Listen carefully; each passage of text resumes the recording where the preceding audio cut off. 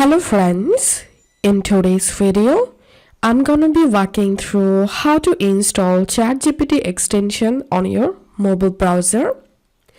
So basically here is no option to add any extension on our mobile browser, but you can use ChatGPT website to use ChatGPT. To do that, open a browser on your phone and type chat.openai.com and now tap on login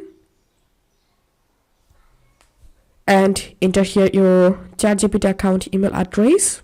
Continue. Enter here your account password, and then here you can easily use your ChatGPT. If you find this video helpful, make sure to subscribe 5-Minute Solution. Thank you for watching this video.